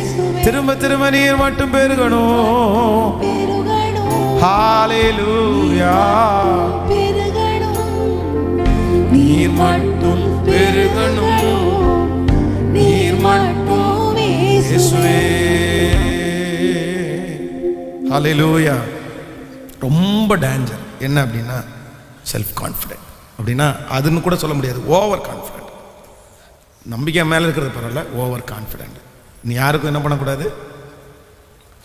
ஸோ நம்பர் 2, இரண்டாவதாக நம்முடைய நம்பிக்கை வந்து நம்ம செக் பண்ண வேண்டிய இரண்டாவது ஒரு காரியம் இருக்கு. என் நம்பிக்கை எப்படி மாறிடக்கூடாதுன்னா, நீங்கள் 1 சாமுவேல் 13ஆம் அதிகாரத்தை எடுத்துக்கொள்ளுங்களேன். 1 சாமுவேல் 13ஆம் அதிகாரம் 11வது வசனத்தை வாசிக்கலாம். 1 சாமுவேல் 13ஆம் அதிகாரத்திலே 13ஆம் அதிகாரம் 13வது வசனம், நீ செய்தது என்ன என்று சாமுவேல் கேட்டதற்கு சவுல், ஜனங்கள் என்னை விட்டு சிதறி போகிறதையும் குறித்த நாட்களின் திட்டத்திலே நீர் வராததையும் பெலிஸ்தியர் மிக்மாஸிலே கூடி இருக்கிறதையும் நான் கண்டபடியினால். இன்னொரு விஷயம் கூட வாசிக்கலாம். நீ செய்தது என்ன என்று சாமுவேல் கேட்டதற்கு சவுல், ஜனங்கள் என்னை விட்டு சிதறி போகிறதையும் குறித்த நாட்களின் திட்டத்திலே நீர் வராததையும் பெலிஸ்தியர் மிக்மாஸிலே கூடி இருக்கிறதையும் நான் கண்டபடியினாலே. கவனிங்க ஆண்டவருடைய பிள்ளைகளே, இந்த சவுல் ராஜா ஒரு இடத்துல அல்ல, பல இடத்துல இவர் தம் மேல ஒரு பெரிய நம்பிக்கை வச்சிருக்கிறத நம்ம பார்க்கிறோம். இந்த இடத்துல சாமுவேல் சொல்லிட்டு போறாரு, எப்பா நீ எல்லாத்தையும் ஒழுங்குபடுத்து, ஆனா நான் வர்றதுக்கு முன்னாடி எதையும் நீ என்ன பண்ணிடலாம், நீ பலியெல்லாம் செலுத்திட வேண்டாம், நான் வருவேன், நான் பலி செலுத்தி அதற்கு பிறகு யுத்தத்தை ஆரம்பிக்கலாம் அப்படின்னு சொல்லி சாமுவேல் தீர்க்கதரிசி சொல்லிட்டு போறாரு. ஆனா இந்த மனுஷன் என்ன பண்றாரு அப்படின்னு சொன்னா, இவர் ஆசாரியன் கிடையாது, இவர் ராஜா. ஆசாரியன் என்கிறது தனியா, ஆசாரியருடைய வேலையை இவங்களை அவ்வளவு சீக்கிரமா செய்யக்கூடாது. பழைய ஏற்பாட்டின் காலத்தில் பார்த்தீங்கன்னா மகா பரிசுத்த ஸ்தலத்துக்குள்ள பிரதான ஆசாரியர் தான் போக முடியும். அந்த பிரதான ஆசாரியரும் வருஷத்துக்கு ஒரு டைம் தான் போக முடியும். அதுவும் அவர் உள்ள போகும்போது இடுப்புல ஒரு சங்கிலியை கட்டிட்டு தான் அவர் உள்ள போகணும். அவர் தவறு செய்தவரானால் அங்கே செத்துருவாரு. அவர் தூக்குறதுக்கு, பணத்தை தூக்குறது கூட ஒருத்தர் போக முடியாது. அந்த சங்கிலினாலே இழுத்து தான் பணத்தை வெளியே எடுப்பாங்க. அப்போ ஆசாரிய ஊழியத்தை ஆண்டவர் அந்த நாட்களிலே அவ்வளவு மதிப்பாய் கர்த்தர் வைத்திருந்தார். ஆனா இந்த சவுலுக்கு என்ன அப்படின்னு சொன்னா, நான் ராஜா அப்படின்னா அந்த ஓவர் கான்ஃபிடென்ட் என்ன ஆயிரப்போது. இப்போ அவர் பலி செலுத்தினா நான் பலி செலுத்தினா, அவரு ஆசாரியா இருக்காரு, நான் ராஜாவா இருக்கிறேன், என்ன பிரச்சனை பெரிய. அவரும் தீர்க்க தரிசனம் சொல்றாரு, நானும் தீர்க்க தரிசனம் சொல்றேன். அப்போ இந்த ஓவர் கான்ஃபிடென்ட்னால இவர் என்ன பண்ணிடுவாருன்னா, அந்த பலியை செலுத்திடுவாரு. அந்த பலி செலுத்தி முடிச்ச உடனேயே தீர்க்கதரிசி கேட்கிறாரு, நீ என்னப்பா செஞ்சிருக்கிற, என்ன நடந்திருக்குது, ஏன் இப்படி பண்ணுன. உடனே அந்த சவுல் காரணம் சொல்றாரு பாருங்க, சுத்தி 3 காரணம் சொல்லுவாரு. இந்த 3மே மனுஷனை டிபெண்ட் பண்ணியிருக்கும். அவங்க என்னை விட்டு தூரம் போறாங்க, அவங்க நிறைய பேர் என் பக்கத்திலே வந்துட்டாங்க, எல்லாரும் என்னை விட்டு போயிட்டாங்கன்னா நான் என்ன பண்ணுவேன். கவனிங்க, நம்பர் 2, இரண்டாவதாக உங்களுடைய நம்பிக்கை உங்களை எங்க போய் கொண்டு விட்டுறக்கூடாதுன்னா, மனுஷனை நீங்கள் சந்தோஷப்படுத்துறதுக்கோ இல்ல மனுஷனுக்கு முன்னாடி நான் வாழ்ந்து காட்டணும், அவனுக்கு முன்னாடி நான் வெட்கப்படக்கூடாது. மனுஷனை சார்ந்து உங்கள் நம்பிக்கை ஒரு நாளும் இருக்கக்கூடாது. மனுஷனை பழி வாங்குறதற்கும் உங்க நம்பிக்கை இருக்கக்கூடாது. அதே நேரத்தில் மனுஷனுக்கு முன்னாடி நான் ஒரு பெரிய ஆளா காமிச்சுக்கணுன்ற அந்த எண்ணமும், மனுஷனை பிரியப்படுத்துவதற்கும் மனுஷனை பழி வாங்குறதற்கும் உங்களுடைய நம்பிக்கை இருந்துடக்கூடாது. சிலருக்கு கான்ஃபிடென்ட் அதிகமாக இருக்கு. எதுக்கு தெரியுமா கான்ஃபிடென்ட்? அவங்க என்ன நினைக்கிறாங்கன்னா, பழி வாங்கணும், அவங்களுக்கு ஒரே எண்ணம் அப்படிதான், பழி வாங்கணும். அதுக்காக அவங்களுக்குள்ள ஓவர் கான்ஃபிடென்ட் வருது. நான் ஜெயிச்சுவேன், நான் வாழ்ந்துருவேன், நான் சம்பாதிப்பேன், நான் குடும்பத்தை நடத்திடுவேன். இது எதுக்கு சொல்றாங்க தெரியுமா? ஒன்னே ஒன்று, நான் பழி வாங்கணும். அந்த பழி வாங்கணுன்ற ஒரு எண்ணத்தோட உங்களுக்குள்ள ஒரு நம்பிக்கை வருமானால், இன்றைக்கு கர்த்தர் உங்களிடத்தில் பேசுகிறார். அந்த நம்பிக்கை உங்களை அழிவிலே தான் கொண்டு போய்விடும். அந்த நம்பிக்கை உங்களுடைய பலத்தை எல்லாம் உங்களிடத்திலிருந்து எடுத்துவிடும். அந்த நம்பிக்கை உங்களை வெட்கப்படுத்திவிடும். இல்ல மனுஷனை பழி வாங்குறதற்காக எனக்குள்ள ஒரு பெரிய கான்ஃபிடென்ட் வர வேண்டிய அவசியம் சொல்லுங்க. இல்ல இன்னும் மனுஷனை பிரியப்படுத்துவதற்காகவும் எனக்கு என்ன வர வேண்டியதில்லை. அதான் அவங்க கார் வாங்கிட்டாங்களாமா, உடனே இவங்களுக்கு என்ன பண்ணணும், உடனே அவங்களுக்கு கார் வாங்கணும். நான் நம்புறேன், நீங்க கார் வாங்கணும்னு நினைக்கிறது தப்பு இல்லை. ஆனா அவங்களுக்கு முன்னாடி நான் பிரியப்படுத்தணும், இல்லைன்னா அவனுக்கு முன்னாடி பழி வாங்கணும்னு நினைச்சு நீங்க என்ன பண்ணக்கூடாது, வாங்கிடக்கூடாது. டிவிஆர் கட்டுவா. இதுக்கு முன்னாடி கார் வாங்கலைன்னா நீ வாங்கலன்ற ஒரு பிரச்சனையோட போயிடும். ஆனா வாங்கிட்டு டியூ கட்டாம அவன் தூக்கிட்டு போனான்னா இந்த அவமானத்தோட அந்த அவமானம் ரொம்ப பெருசா இருக்கும்ல. புரியுதுல? மனிதர்களுக்காக, மனிதர்களை திருப்திப்படுத்துவதற்காக, இல்லை என்றால் மனிதர்களை பழி வாங்குறதற்காக உங்களுக்குள்ள தைரியம் என்ன பண்ணக்கூடாது. பக்கத்தில் கையை பிடிச்சி சொல்லுங்க, மனுஷனை பழி வாங்குறதற்கு உங்களுக்குள்ள தைரியம் வரக்கூடாது. மனுஷனை பிரியப்படுத்தணுன்ற தைரியம் உங்களுக்குள்ள வரக்கூடாது. நல்லா சொல்லுங்க. நம்ம நிறைய பேருக்கு தைரியம் வருது. என்ன தைரியம்? பாரா, உனக்கு முன்னாடி ஒரு நாள் காரை எடுத்துட்டு சுத்தி விடுறேன் பாரா. அப்படி எங்கள் மேனேஜர் சொல்கிறார், அவருக்கு முன்னாடி கொஞ்சம் நான் வாழ்ந்து காமிக்கணும் அப்படின்னு. அதான் அதை நினச்சி தூக்கத்தையே விட்டவங்கெல்லாம் நிறைய பேர் இருக்காங்க. மனுஷனுக்கு முன்னாடி ஜெயிச்சு காமிக்கணுன்றதுக்காக ராத்திரி பகலாக உழைச்சி அவனுக்கு முன்னாடி எப்படினாலும் வீடு கட்டி நான் காமிக்கணும். சிலர் அதை நல்ல நம்பிக்கைன்னு நினைவாங்க. நான் நம்புகிறேன், நீங்கள் யாருடைய இதுவும் இல்லாமல் நீங்களாக மேலே வரங்க ஆண்டவருடைய சமூகத்தில் ஜெபம் பண்ணி. ஆனால் இன்னொருத்தருக்காக உங்கள் வாழ்க்கையை நீங்கள் என்ன பண்ணிடாதீங்க, அப்படியே ஸ்பீடு பண்ணிடாதீங்க. சிலர் அப்படி தான் ஸ்பீடாக ஓடுறது எல்லாமே யாருக்காக தான்? அவன் வீடு வாங்கிட்டானோ இல்லையோ, அவன் வீடு கட்டிட்டானோ இல்லையோ, இவன் மண்டையெல்லாம் வெடிச்சு விட்டா கணவனாருடைய முடி இருக்கிற முடியும் ஒன்றுனா பிடிங்கி எடுத்துருவாங்க போல தெரியுது. எறா வாங்குறியா இல்லையா, பண்றியா இல்லையா, சம்பாதிக்கிறியா இல்லையா, மனைவியினுடைய எல்லாத்தையும் பண்ணிடுவான் போல தெரியும். என்ன அப்படின்னு சொன்னா அவங்க வாங்கிட்டாங்க. நான் சொல்றேன், அவங்க வாங்கிட்டாங்க, நான் வாங்கணுன்ற எண்ணம் தப்பு இல்லை. ஆனா அதுக்காக உங்களுடைய சமாதானத்தை கெடுத்துக்கிறது நியாயமா? உங்க சமாதானத்தை நீங்க கெடுக்கலாமா? நீங்க அதுக்காக உங்க உயிரே கொடுக்க முடியுமா? ஆமேன்னு சொல்லுங்க. நான் சும்மா ராகம் பிச்சு தப்பாம பாடுவேன்னு வைங்களேன். அதுக்காக நான் போய் நீ ரொம்ப அழகா பாடக்கூடிய ஒருத்தரை மாதிரி பாடணும்னு நினைச்சு டெய்லி ஆத்துல போய் வாயில கல்லை போட்டோன்னா இருக்க முடியும்? நான் பிராக்டிஸ் எடுக்கிறது தப்பு இல்லை, நான் பாடி பழகிறது தப்பு இல்லை. இந்த குரலுக்கு இப்படிதான் கேட்கல. நான் இதை பெருக்கிறதற்கு இதை ஆசீர்வதிக்க பண்றதுக்கு நான் முயற்சி எடுக்கலாம். ஆனா அவங்கள நான் பீட் பண்ணணும், அவங்கள நான் ஓவர் கம் பண்ணணும், எல்லாரும் எனக்கு பின்னாடி தான் வரணும், நான் முன்னாடியே ஓடணும் அப்படின்னு நினைச்சு என் வாழ்க்கையே நான் சமாதான குறைவா என்ன பண்ணிடக்கூடாது? கேட்கலையே, நிறைய பேருக்கு வரமாட்டேங்குது. நிறைய பேருக்கு பக்கத்துல கையை பிடிச்சி சொல்லுங்க, உங்க வாழ்க்கைய நீங்க நல்லா வாழுங்க, உங்க சாப்பாடை நீங்க சந்தோஷமா சாப்பிடுங்க, உங்க வேலைய நீங்க நல்லா செய்யுங்க, உங்க ஓட்டத்துல நீங்க சரியா இருங்க, அது போதும். ஜெயிக்கலாம், சாதிக்கலாம், எல்லாம் பண்ணலாம். இன்னொருத்தரை பார்த்த உடனே நமக்கு ஒரு இம்ப்ரெஸ் ஆகி நம்ம செய்யணும்னு நினைக்கிறதெல்லாம் தவறில்லை. அதுக்கு நம்முடைய வாழ்க்கை நம்ம என்ன பண்ணிட முடியாது, நம்முடைய வாழ்க்கை நம்ம அழிச்சிக்க கூடாது, நம்முடைய சந்தோஷத்தை நம்ம அழிச்சிக்க முடியாது. ஆமேன். அவங்களுக்கு பிரியாணினா நமக்கு கஞ்சி. ஆமேனே வரமாட்டேங்கிறது.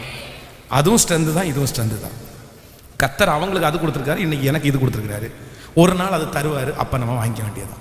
ஆமேன். ஸோ நம்பர் 2, இரண்டாவதாக என் நம்பிக்கை, என்னுடைய கான்ஃபிடென்ட் இன்னொருத்தரை திருப்திப்படுத்துவதோ இல்லை இன்னொருத்தரை பழி வாங்குவதற்காகவோ என் கான்ஃபிடென்ட் என்ன பண்ணிருக்கூடாதுன்னா, இப்போ செக் பண்ணுங்க உங்களே, உங்க நம்பிக்கை எப்படி இருக்கு செக் பண்ணுங்க.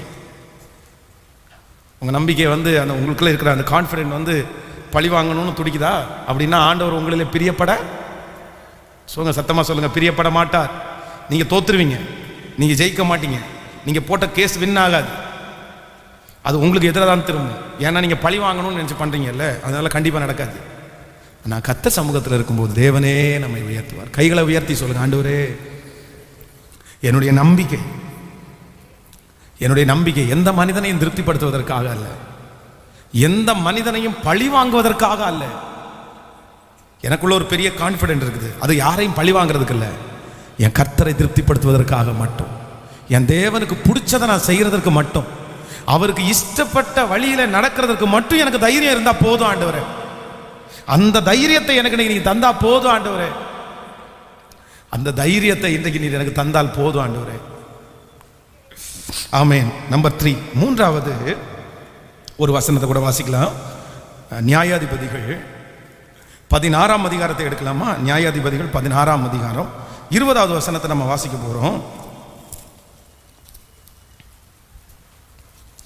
நியாயாதிபதிகள் 16ஆம் அதிகாரத்தை எடுத்துக்கொள்ளுங்கள். 16ஆம் அதிகாரத்தில் 20வது வசனத்தை வாசிக்கலாமா? 16ஆம் அதிகாரம் 20வது வசனம்.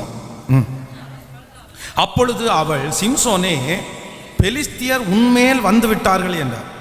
அவன் நித்திரையை விட்டு விழித்து கர்த்தர் தன்னை விட்டு விலகினதை அறியாமல் எப்போதும் போல உதறி போட்டு வெளியே போவேன் என்றான். பெலிஸ்தியர் அவனை பிடித்து அவன் கண்களை பிடுங்கி அவனை காசாவுக்கு கொண்டு போய் அவனுக்கு 2 வெண்கல விலங்கை போட்டு சிறையிலே மாவரைத்து கொண்டிருக்க வைத்தார்கள். ஆமென். இங்கே இங்கே சிம்சோன் வந்து அவனுக்கு வந்து ஒரு பெரிய கான்ஃபிடென்ட், நம்பிக்கை இருக்குது. அப்படின்னா அந்த தொழிலாளர் வந்து பல விசை அவனை வந்து விரோதமாக எழும்புறாரு. ஆண்டவர் எச்சரிப்பு கொடுத்துட்டே இருக்கிறார் பல விசை. இல்லை அவங்க போகிற வழி சரியில்லை, உன்னை ஏமாத்த பார்க்குறா, உன்னுடைய பலத்தை தெரிஞ்சுக்கிறதுக்கு பார்க்குறா அப்படின்ற எச்சரிப்பு கொடுக்குறாரு. ஆனால் அவருக்குள்ள என்னன்னா ஒரு பெரிய கான்ஃபிடென்ட் இருக்குது. நான் எல்லாம் எந்திரிச்சிருவேன். எங்கே படுத்துட்டு? ஆமாம், நிறைய பேர் தொழிலாளருடைய மடியில் படுத்து கிடந்துட்டே நான் எந்திரிச்சுவேன் இருக்காங்க. உண்மைதான். பாவத்துக்குள்ளே படுத்து கிடந்துட்டு இல்லை நான் பெரிய பராக்கிரமசாலி, நான் அப்படி பண்ணிடுவேன் இப்படி பண்ண, ஒன்றும் பண்ண முடியாது, எதுவுமே செய்ய முடியாது. அப்போ இந்த சிம்சோனுக்குள்ள ஒரு பெரிய நம்பிக்கை வந்துடுது. ஒரு டைம் அவ்வளவுதான், அவன் வந்து பரிசுத்த ஆவியானவர் அவங்க மேல இறங்குறாரு. இறங்கின உடனே அவனுக்கு கட்டப்பட்டிருக்கிற அந்த கயிறெல்லாம் அப்படியே தீப்பட்டது மாதிரி போயிடுச்சுடா. ரெண்டாவது விசை அவ்வளவுதான், ஆணியோட பேத்து எடுத்துட்டு வந்தா. மூன்றாவது விசையும் மனதிலே அப்படியே நினைச்சு தன்னை விட்டு பரிசுத்த ஆவியானவர் போனது அவனுக்கு தெரியவே இல்லை. ஆனா எழும்பினா வேதம் சொல்லுது அவனால என்ன பண்ண முடியல. பக்கத்துல கையை பிடிச்சி சொல்லுங்க, கான்பிடென்ட் வந்து 3 டைம் ஒர்க் ஆகும். 3 டைம் அதுல ஆண்டவர் காப்பாத்தி விடுறது. அதுவும் கர்த்தர் தான் அவனை காப்பாத்தி விடுறது. சிலர் பெரிய நம்பிக்கையோட போய் சரி நான் ஜெயிச்சிருவேன், அது யாரு காப்பாத்தி விடுறது? அந்த 3 டைம் கர்த்தர் காப்பாத்தி விடுவார். 4வது டைமும் அதே மாதிரி சண்டித்தனம் பண்ணுனா ஆண்டவர் அமைதியா பக்கத்துல உட்காந்து கை கட்டி சரி நீ எந்திரா பார்க்கலாம். இப்ப நான் என்ன நம்புறேன்னா அப்படிதான் ஆண்டவர் சொல்லியிருப்பாரு, சரி எந்திரிப்பா, நீ தான் 3 டைமும் நான் விழுந்தா எந்திரிப்பேன், நான் எவ்வளோ பள்ளிக்கூடக்குள்ள போனாலும் நான் விழமாட்டேன், அவ்வளோதான் அப்படின்றீங்க. சரி எந்திரி. ஆனால் அடுத்த விசை சிம்சோனால என்ன பண்ண முடியல. நன்றாய் கவனிங்கள், உங்களுடைய நம்பிக்கை இல்லை உங்களுடைய விசுவாசம், உங்களுடைய பலன், உங்களுடைய கான்ஃபிடென்ட் வந்து ஒரு நாளும் ஆண்டவரை விட்டு உங்களை பிரிச்சிடவே கூடாது. அப்படின்னா தேவன் இல்லாம என்னுடைய பலன் வீண் அப்படின்னு உங்களுக்கு அறிவு வேணும். என்ன அறிவு வேணும்? கர்த்தர் இல்லாத என்னுடைய பலன் வீணானது. அப்போ தேவனை விட்டு நம்முடைய பலன் வந்து நம்மளை பிரிச்சிடக்கூடாது, நம்மளா தனியா போயிடக்கூடாது. தாவீது வந்து அந்த ஜனங்களை எண்ண போகும்போது அது எண்ணக்கூடாது. ஆனா அவனுக்குள்ள ஒரு பெரிய என்ன, கர்த்தரை நம்ம பக்கத்துல இழுத்துக்கலாம், ஆண்டவரை நம்ம பக்கத்துல கொண்டு வந்துடலாம். இன்னும் பர்சேபாரிடத்தில் பாவம் செய்ததுக்கு பிறகு பார்த்தீங்கன்னா அதன் மூலமாய் ஒரு குழந்தையும் பெற்றெடுத்துட்டாரு, ஒரு குழந்தையும் பிறந்துருச்சு. ஆனா கூட அவருக்கு என்ன வரல, அவருக்கு வந்து குற்ற மனசாட்சி எல்லாம் வரல. என்ன அப்படின்னு சொன்னா ஒரு பெரிய கான்ஃபிடென்ட், ராஜாக்கள் எல்லாம் செய்யாத நம்ம செஞ்சுட்டோம் பெருசா, அவர் பெரிய கான்ஃபிடென்ட். ஆண்டவரை விட்டு பிரிச்சிருச்சு. ஆனால் அது தோல்வியாய் முடிந்திருது. இந்த ஜெபத்தில் இருக்கிற யாரோ ஒரு தேவனுடைய பிள்ளையே, உங்களுடைய நம்பிக்கை, உங்களுடைய ஓவர் கான்ஃபிடென்ட் கர்த்தரை விட்டு உங்களை பிரிக்குமானால், ஆண்டவரை விட்டு உங்களை பிரிக்குமானால். சில பிள்ளைங்க அம்மா அப்பா இன்டர்வியூ போகும்போது ஜோம் பண்ணிட்டு போமா ஜோம் பண்ணாலும் நான் பதில் சொன்னாதாம்மா வேலை கிடைக்கும். ஹலோ ஓ நீர் பதில் சொன்னோன்னா வேலை கிடைச்சிருமோ? நீர் பதில் சொன்னோன்னா கண்டிப்பா வேலை கிடைச்சிருமா ஐயா? இல்ல அவங்களுக்கு ஆண்டவரை பற்றி தெரியாது. இல்ல இப்படிதான் சொல்லுவாங்க, ஜோம் பண்ணாலும் நான் தான் என்ன பண்ணணும். எக்ஸாமுக்கு முன்னாடி டேய் பைபிளை திறந்து ஒரு 10 அதிகாரம் வாசிச்சு ஜோம் பண்ணிட்டு எக்ஸாம் எழுத போடனா, சும்மா வாய மூடிட்டு இருக்கிறியாமா? 10 அதிகாரம் படிச்சாலும் முக்கி ஜோம் பண்ணாலும் எழுத போறது படிக்கிறது நான் படிச்சாதாமா நான் எழுத முடியும். கொஞ்சம் அமைதியா இருமா. எப்பா நீ படிக்காம பரிசுத்த ஆவியானவரோட துணையோட எழுதுனதுக்கு உனக்கு இன்னும் அனுபவம் இல்லைல்ல, அதனால உனக்கு தெரியாது. ஆண்டவர் உனக்கு ஹெல்ப் பண்ணி நீ ஜெயிக்கிறதுனுடைய அருமை உனக்கு தெரியாது. அது தெரிஞ்சவங்க அப்படி பேச மாட்டாங்க. சத்தமா ஆமென்? உண்மைதானே? இனி சொல்லாதீங்க, அந்த அருமை தெரியும். ஆனா இப்போ வந்து ஒருவேளை நீங்க ஜோம் பண்ணாம போனா ஜெயிச்சிட்டீங்க, ஜோம் பண்ணாம போய் எக்ஸாம் எழுதிட்டீங்க, ஜோம் பண்ணாம போய் இன்டர்வியூ அட்டெண்ட் பண்ணிட்டீங்க. ஆனா ஒரு நாள் வரும், இந்த படிப்பை வச்சும் இந்த கான்ஃபிடென்ட்டை வச்சு ரொம்ப தூரம் போக முடியாது. உங்க வாழ்க்கை யாருடைய சம்பாத்தியத்தை வாங்கிடலாம் பிரதர், சமாதானத்தை அவர் ஒருத்தர் மட்டும்தான் தர முடியும். விசுவாசிக்கிறீங்களா இல்லையா? அதனால ஒருவேளை ஜெபம் பண்ண முடியலையா, பைபிள் வாசிக்க முடியலையா, என்னால முடியலன்னு சொன்னா கூட பரவாயில்ல. ஆனா அந்த நேரத்தில் ஆண்டவரையே நீ எதிர்த்து பேசி உன் வாழ்க்கையை வீணடிச்சாது. பழிச்சிடக்கூடாது. நீ கொஞ்ச நேரம் வாயை மூடிட்டு அமைதியா இருக்கிறியா? நீ சும்மா இருக்கிறியா? ஓயாம டிவியில இந்த ஜெபம் தான் ஓடுமா?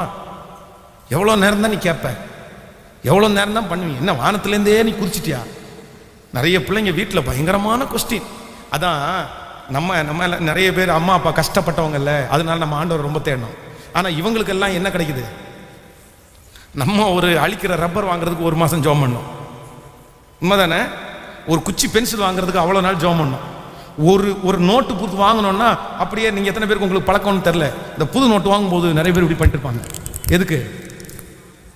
இந்த புது நோட்டினுடைய ஸ்மெல்ல நம்ம எல்லாம் அவ்வளோ.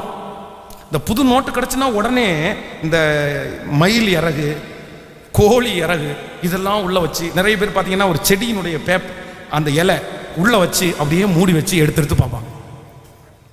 சிலலாம் ரொம்ப பத்திரமா வச்சு அந்த நோட்டை எடுத்து பார்க்கும்போதே அப்படியே அவ்வளோ அழகா.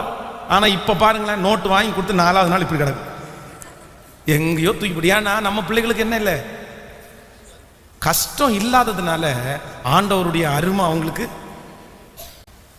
தெரியல. நிறைய பேருக்கு இல்லைப்பா. ஆனால் ஒன்று, ஆண்டவருடைய அருமை கண்டிப்பாக அவனுக்கு தெரியணும். நீங்களாய் ஜெயிக்கிறது வேற, கர்த்தர் உங்களை ஜெயிக்க பண்ணுறது வேற. நானா ஜெயிக்க வேண்டாம் ஆண்டவரே, நீர் என்னை ஜெயிக்க பண்ணும். என் வாழ்வின் மேன்மை எல்லாம் என் கர்த்தர் ஒருவருக்கு. ஹல்லேலூயா. சொல்லுங்க பார்க்கலாமே. இப்போ ஆண்டவரே, என்னுடைய கான்ஃபிடென்ட் என்னுடைய நம்பிக்கை ஒரு நாளும் உங்களை விட்டு என்ன பண்ணிடக்கூடாதுன்னா சொல்லுங்க, சத்தமா பிரிச்சிடக்கூடாது. நீங்க வேண்டான்னு நான் நினைச்சிடக்கூடாது. நீங்க இல்லாம என்னால் ஜெயிக்க முடியும்னு நான் நினைச்சிடக்கூடாது. நீங்க இல்லாம நான் போயிடக்கூடாது. சொல்லுங்க ஆண்டவரே, எவ்வளவு ஞானம் இருந்தாலும் நீங்க எனக்கு வேணும் ஆண்டவரே. நீங்க என் கூட டிராவல் பண்ணணும் ஆண்டவரே. நீங்க எனக்கு காரியத்தை கைகூடி வர பண்ணணும் ஆண்டவரே. என்னுடைய ஞானம், என்னுடைய ஆண்டவரே புத்தி எல்லாம் வீண் அப்படின்னு நான் சொல்றேன் ஆண்டவரே. கைகளை அப்படியே உயர்த்தி சொல்லுங்க பார்க்கலாம். ஹல்லேலூயா. எந்த வாழ்வின் மேன்மை எல்லாம் உந்தனுக்கே தாருகிறே. என் வாழ்க்கையினுடைய எல்லா மேன்மையும் கர்த்தர் ஒருவருக்கு மட்டுமே. Thank you Jesus. இன்னைக்கு 3 காரியத்தை நான் தியானிச்சேன். நம்பர் 1, முதலாவது சொல்லுங்க பார்க்கலாம். என்னுடைய நம்பிக்கை, என்னுடைய கான்ஃபிடென்ட் எதிர்காலத்தை என்ன பண்ணிடக்கூடாது. இன்னைக்கு உங்களுக்கு இருக்கிற பலத்தை பார்க்காதீங்க, 10 வருஷம் தாண்டி இருக்கிறத பாருங்க. புரியுதுல? 20 வருஷம் தாண்டி பாருங்க. இன்னைக்கு உங்களுக்கு வேண்டான்னு தோன்ற நிறைய உறவுகள் 20 வருஷம் தாண்டி கண்டிப்பா என்ன தோணும்? கேட்கல? எல்லாரும் சத்தமா சொல்லுங்க. வேணும்னு தோணும், அப்ப கிடைக்காம போயிடும். ரொம்ப ஜாக்கிரதை. இப்போ ஒரு டம்ளர் தண்ணி எடுத்து கொடுக்கறதுக்கு மனைவி வேண்டான்னு நினைக்கிறீங்க, வேலைக்காரிக்கு சம்பளம் கொடுத்துடலாம் அப்படின்னு நினைப்பீங்க. அது எல்லா நாளும் நீடிக்கும்னு சொல்ல முடியாது. ஸோ நம்பர் 2, ரெண்டாவது, என்னுடைய நம்பிக்கை மனுஷனை பிரியப்படுத்தவோ மனுஷனை பழி வாங்கவோ எனக்குள்ள என்ன வந்துடக்கூடாது, அந்த கான்ஃபிடென்ட் வந்துடக்கூடாது. ஓவர் கான்ஃபிடென்ட் அதுக்கு வந்துடக்கூடாது. பாரு பாரு பண்றேன் பாரு, வாழ்ந்து காமிக்கிறேன் பாரு, பழி வாங்குறேன் பாரு. நம்பர் 3, மூன்றாவது, உங்களுடைய கான்ஃபிடென்ட் உங்களை விட்டு யாரை பிரிச்சிடக்கூடாது, கர்த்தரை பிரிச்சிடக்கூடாது. நம்பிக்கையா போய் கடன் வாங்கிடுறது, நம்பிக்கையா போய் லோன் எடுத்துறது, நம்பிக்கையா போய் கார் எடுத்துறது. நான் கட்டிடுவேன் இல்லை. அதுக்கும் கர்த்தரிடத்துல கண்டிப்பா என்ன கேட்கணும்னா அனுமதி கேட்கணும். செய்யலாமா வேண்டாமா? ஏன்னா எனக்கு சம்பளம் இன்னைக்கு வந்துட்டு இருக்குது, ஆனா இதே சம்பளம் நாளைக்கு வருமானு எனக்கு யாருடைய கையில இருக்குன்னா, இதை விட உயர்வையும் கொடுப்பீங்க, இதை விட தாழ்வையும் கொடுப்பீங்க. அதனால என்னுடைய நம்பிக்கை என்னை விட்டு ஆண்டவரை என்ன பண்ணிடக்கூடாதுன்னா தூரத்தில் கொண்டு போயிடக்கூடாது. எனக்கு ஒரு பலன் வந்த உடனே நான் கர்த்தரை மறுதலிச்சிடக்கூடாது. சாகிற வரைக்கும் கர்த்தர் எனக்கு இருப்பீரார். எல்லாரும் எழுப்பி நிற்கலாமா? நான் உங்களை நம்புறேன் ஆண்டவரே. கர்த்தர் எனக்காக யாவையும் செய்து முடிக்கிறவர். என் மேல எனக்கு நம்பிக்கையை விட என்னை அழைத்த கர்த்தர் மேல எனக்கு நிறைய நம்பிக்கை இருக்கு. பவுல் நட்டான், அப்பல்லோ நீர் பாய்ச்சினார், கர்த்தரோ விளைய செய்தார். நடுகிறவனாலும் அல்ல, நீர் பாய்ச்சுகிறவனாலும் அல்ல, விளைய செய்கிற தேவனாலே எல்லாம். எஸ், குதிரை யுத்த நாளுக்காக ஆயத்தமாக்கப்படும். சத்தமா சொல்லுங்க, ஜெயமோ ஜெயமோ. சிஸ்டர்ஸ் எல்லாம் கொஞ்சம் கவனிங்க, என்ன வாலிப தங்கச்சிங்க எல்லாம் கவனிங்க. நான் இதை கொஞ்ச நாட்களாகவே நான் அனலைஸ் பண்ணிட்டே இருக்கிறேன். அப்போ என்னுடைய சிந்தனைக்கு வாலிப தங்கச்சிகளையும் சிஸ்டர்ஸ் நிறைய பேரையும் பிசாசு இந்த மீடியா மூலமாய் ஒரு தவறான பாதைக்கு அவங்கள கொண்டு போற மாதிரி நான் ஃபீல் பண்றேன். நான் சொல்றேன், நீங்க அதுக்காக பாஸ்டர் உடனே 20 வருஷத்துக்கு முன்னாடியே அடங்கி இருந்தது மாதிரியே இருங்கன்னு சொல்றாரு அப்படின்னு எல்லாம் நினைச்சிடாதீங்க. எங்க போனாலும் ஊழியத்திற்காக அதிகமாக ஜெபிக்கிறவர்கள், ஊழியக்காரனுக்காக ஜெபிக்கிறவர்கள், ஊழியத்துக்கு துணை நிற்கிறவர்கள் கண்டிப்பா யார் தான்? பெண்கள் கூட்டம் தான் அதிகம். எங்க போனாலுமே விசுவாசத்துல ஜெபத்துல இன்னைக்கு நிறைய ஊழியக்காரர்கள் எழும்பி இருக்கிறது எல்லாமே பெண்கள் தான். நிறைய பேர் ஜெபிச்ச வெடிச்ச கண்ணீர் தான். ஆனா இந்த தங்கச்சிகளுக்கும் சிஸ்டர்ஸுக்கும் வயதான அம்மாங்களுக்கு இதை கொடுக்க வேண்டியதில்லை. ஏன்னா அவங்களுக்கு தெரியும். நிறைய வாலிப பிள்ளைங்க அம்மாவை திட்டுறாங்க. எப்படி திட்டுறாங்க தெரியுமா? நீமா அவருக்கு அடங்கி போற, நீமா வார்த்தையை சொல்ல மாட்டேங்கிற, இப்படி திட்டி விட வேண்டியதானம்மா, நீ கொஞ்சம் ஸ்டிக் பண்ணுமா, நீ சாப்பாட்டுல விஷத்தை கலந்து கொடுமா அப்படின்னு கூட பிள்ளைங்க சொல்லியிருக்காங்க. ஏன்னா அந்த கொடுமை தாங்க முடியல. நீதாம்மா எல்லாத்துக்கும் காரணம். ஏன்னா அவங்களுடைய பார்வைக்கு நீங்க ரொம்ப இறங்கி போறது மாதிரி நம்ம பிள்ளைகளுக்கு தெரியுது. ஏன் அதை தெரியுது அப்படின்னா, அவங்கள அறியாமலே தவறான ஒரு நம்பிக்கையை நிறைய பேர் விதைச்சிட்டே இருக்கிறாங்க. வாலிப தங்கச்சிகளுக்கு ரொம்ப அன்பா சொல்றேன், ஆண்டவர் உங்களுக்கு ஒரு நல்ல கணவனை அமைச்சு கொடுக்கட்டும், உங்களுக்கு ஒரு நல்ல எதிர்காலத்தை கத்தரை அமைச்சு கொடுக்கட்டும், உங்களுக்கு நல்ல வாழ்க்கையை கத்த தருவார். ஆனா தயவு செய்து உங்களுக்கு ஓவர் கான்பிடென்ட் மட்டும் வந்துடாம நீங்க எப்பவுமே பார்த்துக்கங்க, எப்பவுமே பார்த்துக்கங்க. நீங்க தான் கஷ்டப்படுவீங்க, நீங்க தான் அவமானப்படுவீங்க. சுத்தி இருக்கிற நிறைய பேர் உங்களை உங்களை அப்படி உனக்குள்ள அந்த கான்பிடென்ட்டை விதைச்சிட்டே இருப்பாங்க. முடியும் முடியும், ஒன்னால அப்படி பண்ண முடியும். அது நீங்களா இருந்தாலும் சரிதான். இல்ல, எப்பொழுதும் கர்த்தருக்கு முன்னாடி நமக்கு எப்படி இருக்கணும்னா தாழ்மை இருக்கும். ஆண்டவர் அதை பார்க்கிறாரு. யார் பட்சத்தில் ஆண்டவர் இருக்கிறார் தெரியுமா? நறுங்குண்டதுமான இருதயத்தை கர்த்தர் புறக்கணிக்க மாட்டார். யார் தாழ்ந்திருக்கிறீர்களோ அவர்கள் பக்கத்தில் கர்த்தர் வருவார், அவர்களுக்காக வழக்காடுவார், அவர்களுக்காக யுத்தம் பண்ணுவார், அவர்களை கர்த்தர் ஆசீர்வதிப்பார். அவர்களுக்கு விரோதமாக எழும்பினவர்கள் அவர்கள் பட்சத்திலே கண்டிப்பாக வருவார்கள், கண்டிப்பாக வருவார்கள். பலன் இருக்கட்டும், தைரியம் இருக்கட்டும், எடுத்து நடத்தக்கூடிய அந்த கிருபையை கர்த்தரிடத்துல கேளுங்க. ஆனா அதே நேரத்தில் நானா எல்லாத்தையும் செஞ்சு முடிச்சிருவேன் அப்படின்றது மட்டும் உங்களுக்குள்ள, ஸ்பெஷலா தங்கச்சிகளுக்குள்ள, சிஸ்டர்ஸுக்குள்ள வரவே வேண்டாம், வரவே வேண்டாம். கொஞ்சம் அனுசரிங்க, கொஞ்சம் தாழ்ந்து போங்க, கொஞ்சம் விட்டு கொடுங்க, கர்த்தர் சமூகத்தில் முழங்கால் படியிடுங்க. நான் நம்புறேன், குடும்பத்தை கட்டுகிறவர் கர்த்தர், சமாதானத்தை கொடுக்கிறவர் கர்த்தர். அதே போல ஒவ்வொரு பிரதர்ஸும் அப்படிதான், வாழ்ற தம்பிமாரும் அப்படிதான். மகன், ஒரு தப்பு மட்டும் நீ பண்ணிடாதப்பா. உன்னுடைய ஓவர் கான்ஃபிடென்ட் எதிர்காலத்தில் உன் வாழ்க்கையை ஒன்றும் இல்லாமல் போக பண்ணிடுவோம்ப்பா. என் கண்ணால் எத்தனையோ பேரை பார்த்துருக்கேன் சாமி. அவங்க மேலே அவங்க வச்ச அந்த ஓவர் கான்ஃபிடென்ட்னால அவங்க எடுத்த சில முடிவுகள், அவங்க எடுத்த சில வேலைகள் அவங்கள இன்னைக்கு ஒன்றும் இல்லாமல் போக பண்ணிருச்சுப்பா.